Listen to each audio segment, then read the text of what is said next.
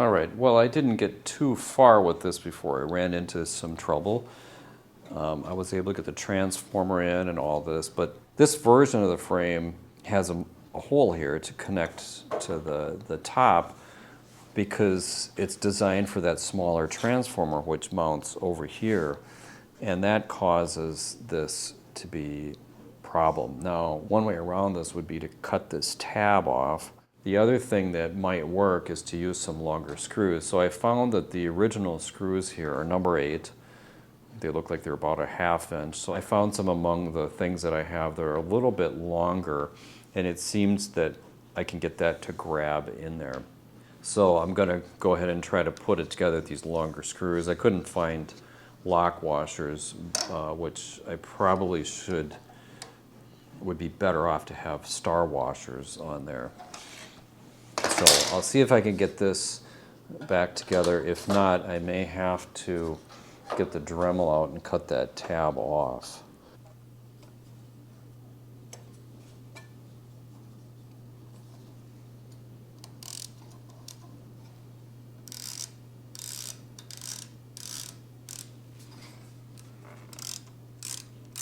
This is just going into some kind of U-clip nuts that are, on the tab of the transformer. All right, well, I'll continue with this, get that lined up, and then we'll get this piece back together.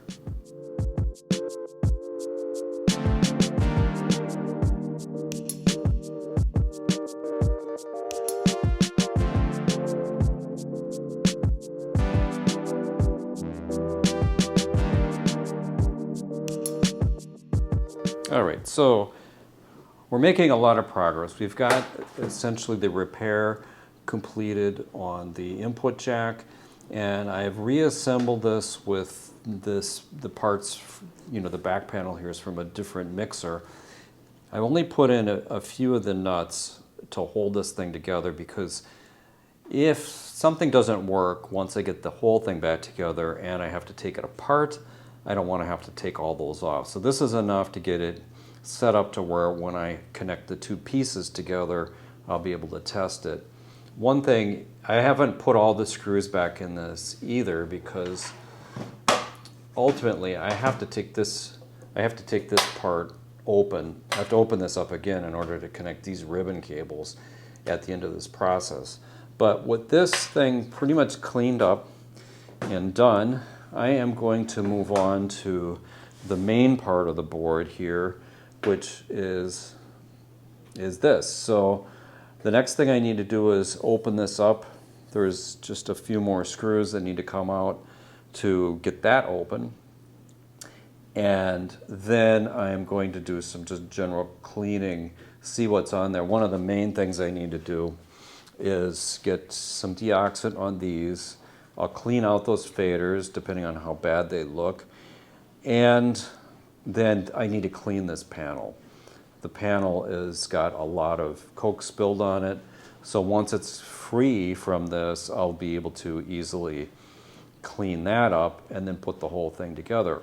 Earlier, a couple days ago, I did clean all the tape off of it, so it's looking better. When we get this all back together, it's going to look like, a lightly used mixer from the early 90s, approximately 92 to 94, something like that. And with that, get the screwdriver out, get this thing the rest of the way apart.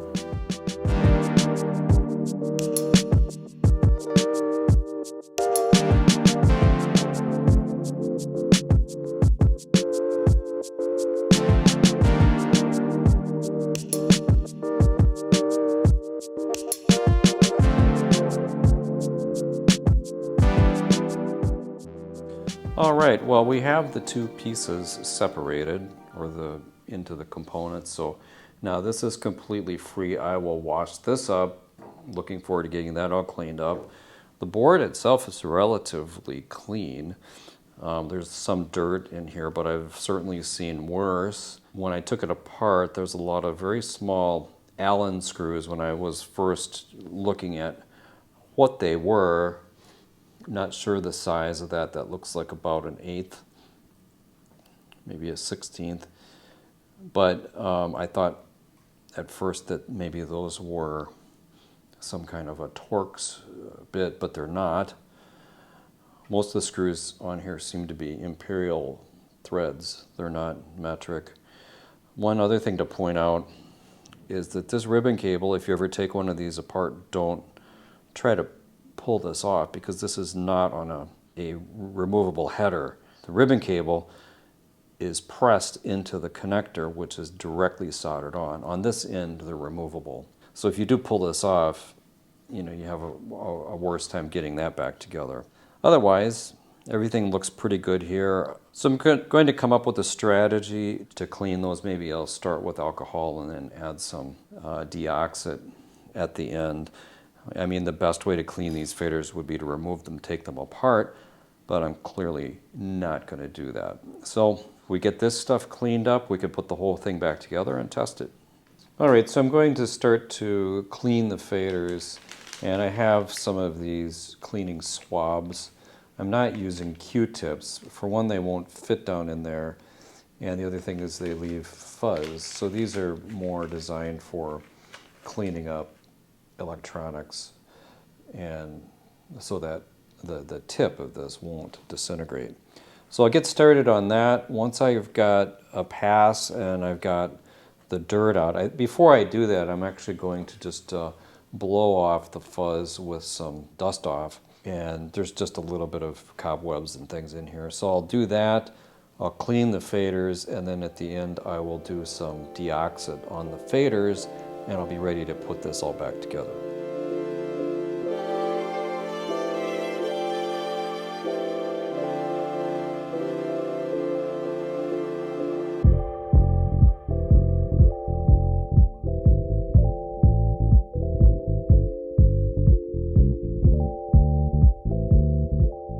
Okay, so what I've done is I've cleaned all these with alcohol, and I'm just going to let that dry for a few minutes. I did them in pairs, and I actually used up a lot of swabs, which is just something you just have to accept when you're working on something like this, because you don't want to keep transferring the dirt from one fader to the next. So you need to use kind of a lot of those swabs. I also did them in pairs, so I would clean by getting down inside there to get some alcohol, leave it sit for a few seconds while I was working on the second one, then come back with a clean one to try to wipe it out. I'm not going to move these faders around too much because, you know, they're kind of dry once you've cleaned them like this and through the years. So the next step I'll do here is to put some drops of deoxit in each of those faders. While I was working on that, I wanted to clean up these buttons. Some of them had, you know, material spilled on them of different kinds. I've got them all cleaned by just using this larger style of cleaning swab. These are foam, so they won't disintegrate like a cotton or Q-tip or something like that. In the process of that, I realized some of them had some really nasty stains on them that I couldn't get off that way. So now I'm soaking those in soapy water. You can see it looks like that has dissolved that material. So soaking in just soapy water. When I use soap, it's just dish soap. I've also cleaned up this front panel, and it looks amazing. It looks almost like new. All I did is I took it to the sink, got a little dish soap on it, rubbed it with my hand and then with a sponge, and now it's all cleaned up and ready to go back together. I think I can probably rinse these, get them back installed, and then I'll come back through with my deoxit phase. Deoxit allows it to be conductive. Usually it works really well on pots and faders. I'm considering putting a little bit on some of these other ones. The larger pan pots on here, and these, which are for the auxes, appear to have a little gap here where I might be able to get a little bit of that deoxit out in there. We already know what these are like. These are exactly the same as the trim pots on the back. So there's no point in trying to put any on these. We're just going to have to let them go. So with that, I'll get back to that. And we're almost done with the general maintenance on this board.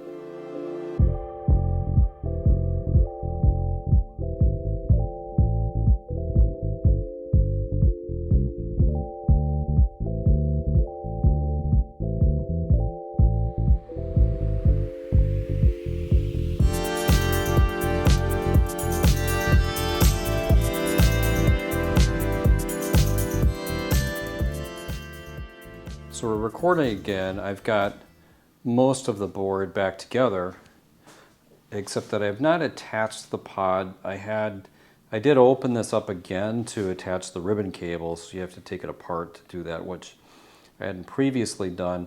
I also cleaned up the components a little bit. I removed the old feet that were on here, and also on here where there was sticky material from the feet. I removed those with the heat gun and a little bit of alcohol. Now I'm going to install this component, which is the Rotopod. Now the mixer is upside down, so you see this is in the standard configuration where the jacks face back. One of the really cool things about this back in the day was you had 3 positions that you could have the jack field in. One of them was this way, which is how it came. But you could also rotate the whole pod, because if you look right here, the ears for the pod could attach to the back.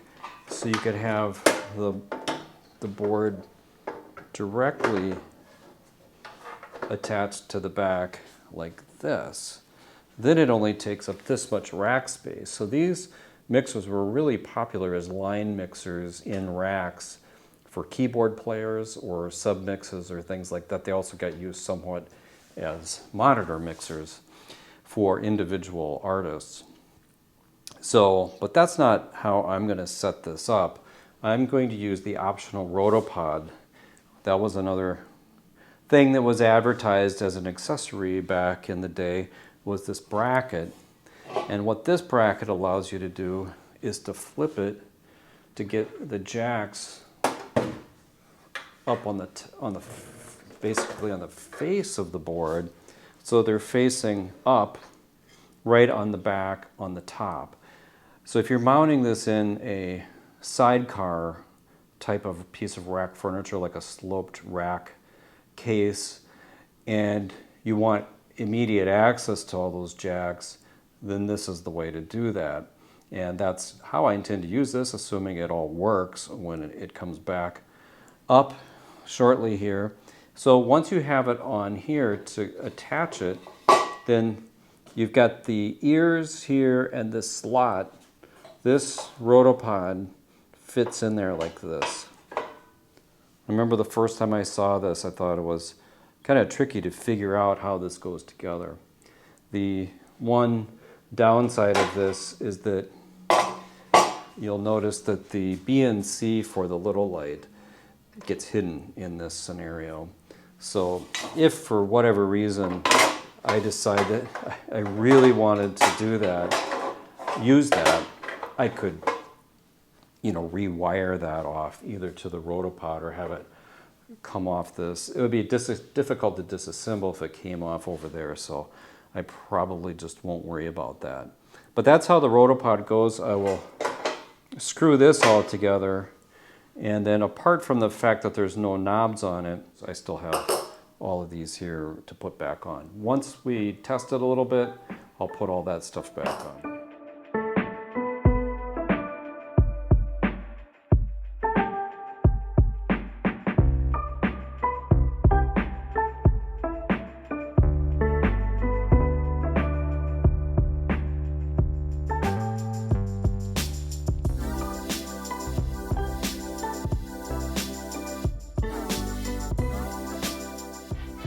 Okay, so now it's the next day, and as you can see here, I have put all the knobs back on. The board is back together. I plugged it into power, and sure enough, when I turn it on, it comes up working. The things that I have not done is I've not put all of the screws on here yet.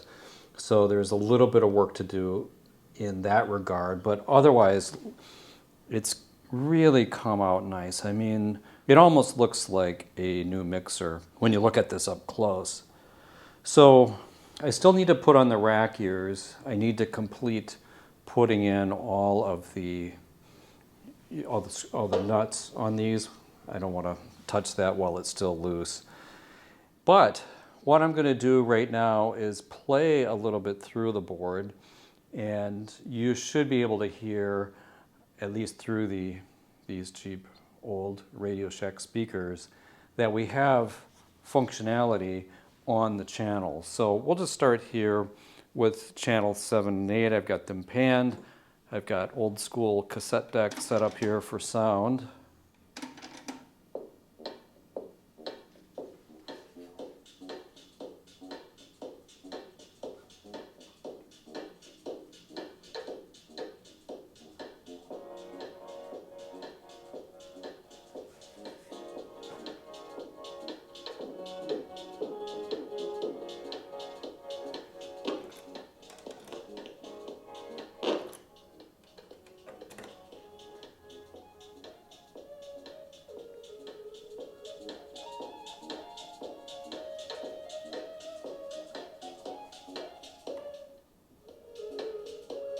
But yeah, some of the gain knobs still have a little scratchiness to them. I'll work on twisting those a little bit more. This hasn't been used in a long time. With some use, these will probably clear up a little bit. But anyway, this project is pretty successful. I'll put the finishing touches on it, put the rack ears on. I also removed the feet. There was, I think, only 2 of them left. I removed those with the heat gun and some alcohol. So I've got some new ones that I'll find here and put those on. We'll do that in the time lapse, and then in the next video or in a future video we'll show hooking this up to a modern digital audio workstation setup. I think that should be a lot of fun. Thanks for watching this video. You'll see the final assembly in the time lapse.